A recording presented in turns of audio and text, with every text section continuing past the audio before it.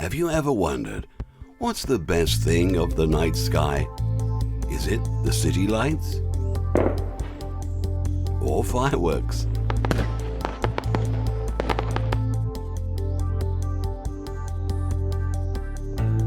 Or maybe the moon? Aha! Much beyond that, quietly twinkling stars.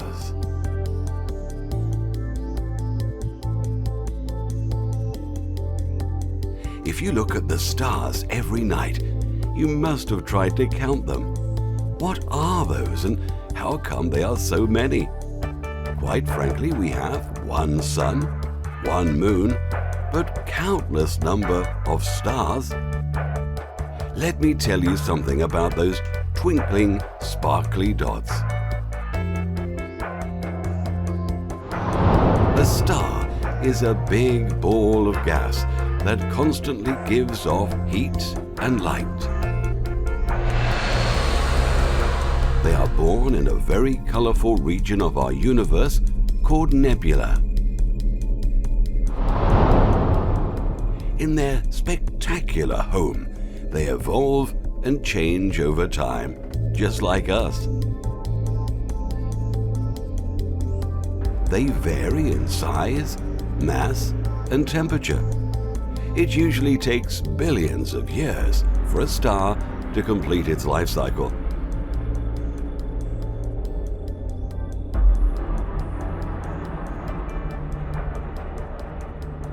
Do you know the closest star to us, and also the one which is visible in the broad daylight? That's our sun. Quite right.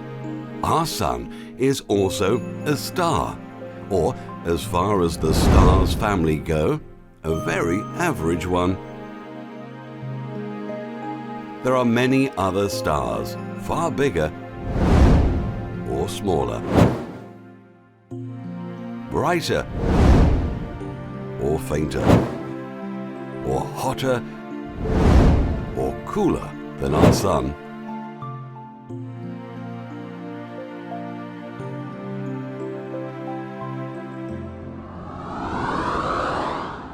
However, our sun is the largest object in our solar system. It contains more than 99% of the total mass of the solar system.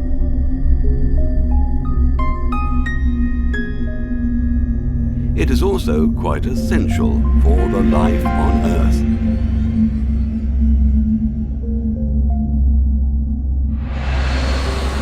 Our sun is almost 4.6 billion years old, and it has enough fuel left to live on another 5 billion years.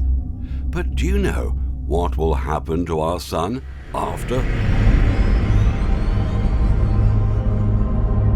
All stars are formed from a nebula. A nebula is an interstellar cloud of dust and plasma. We also call it a stellar nursery. Here the stars grow and enter into one of the two pathways of their life. Depending on its size, the star either becomes a main sequence star or a massive star.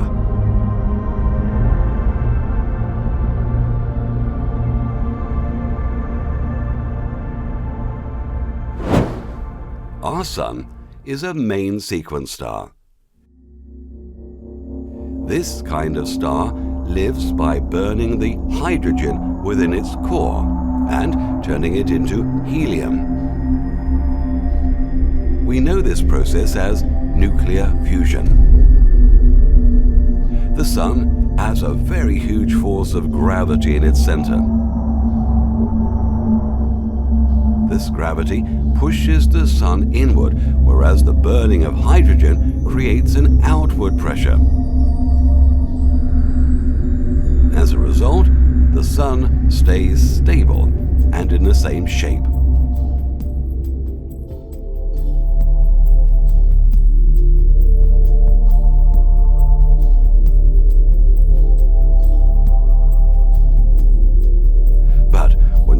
hydrogen is used up, the helium core starts to contract further.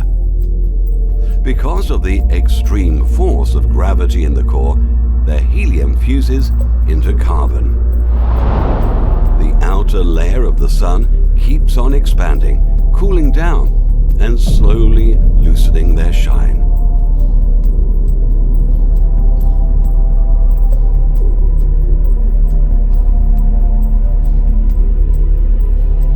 This expanding Sun turns into a giant. No, not that type of giant. The Sun finally turns into a faint, big, red ball of leftover gas, which is called a red giant. What happens after that? Our red giant Sun still keeps on eating all the helium and turns it into carbon, but when all the helium is also finished, the Sun doesn't stay hot enough to burn the carbon it created. The outer layer drifts away as a gaseous shell and surrounds the core.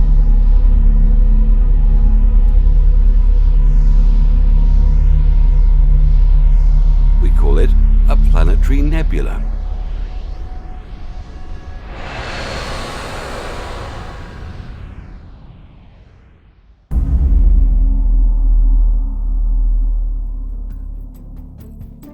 The inner core shrinks down further and becomes the densest forms of matter. We call it a white dwarf. Most white dwarfs are extremely hot and remain hot for a long time. The smaller the dwarf, denser and hotter it is.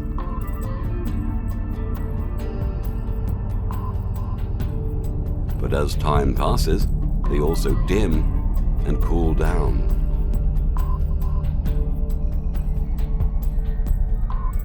Do you think that's the end of our Sun? Well, not exactly. When it stops shining, a white dwarf turns into a black dwarf and stays that way forever. Since they are black, they stay invisible to our eyes. After many years from now, the Sun will be a black dwarf. It will stay at the same place, but will not be visible at all.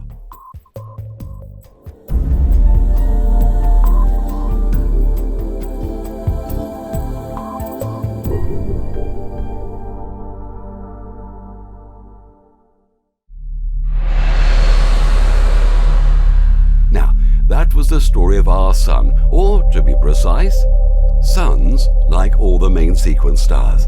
But if you may recall, I've told you earlier that there are also other types of stars in the nebula.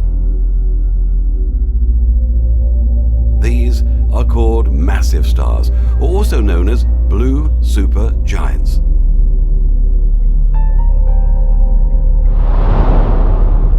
Massive stars also evolve in a similar fashion until they reach its main sequence stage.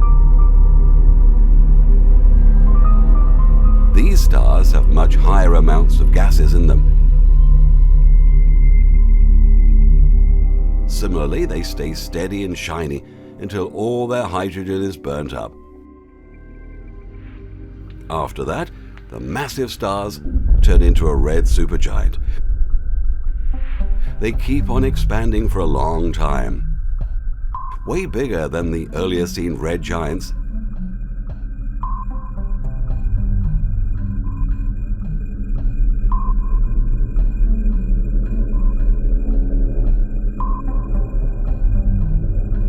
Their core is also massively denser than a red giant's core. As a result, someday their core collapses under its own weight.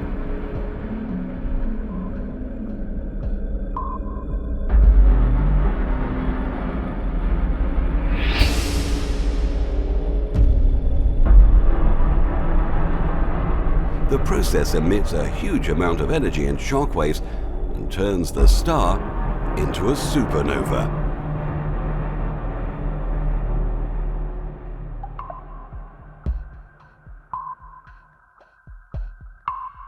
For a short time, newborn supernova shines brighter than the entire galaxy.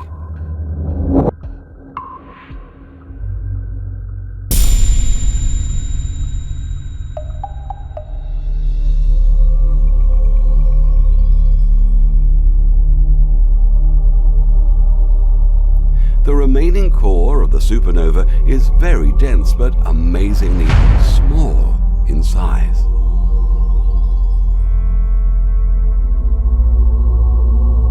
It is now called a neutron star.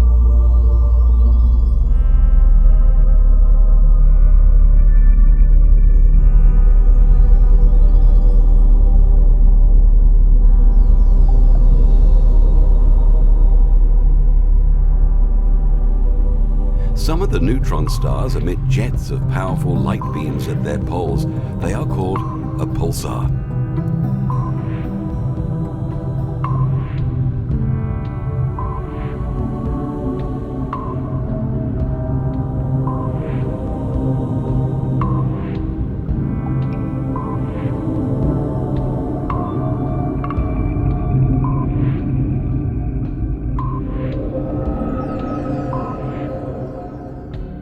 But sometimes the surviving core is again pretty great in size.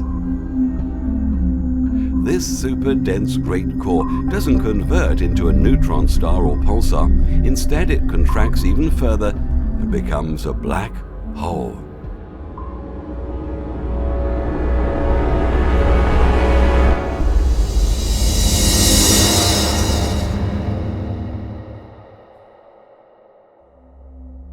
Black holes are the most powerful objects in the entire universe. Their gravity is so high that even the light cannot escape it. And because no light can escape it, they are completely black and invisible to us.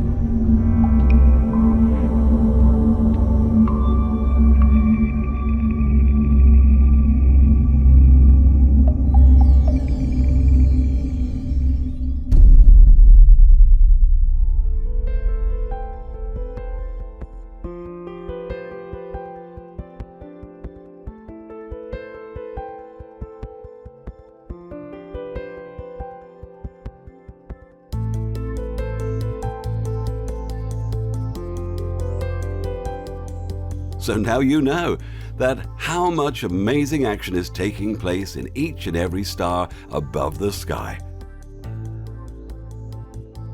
And I'm sure you're convinced the stars are the best thing you can see in the sky, even better than fireworks.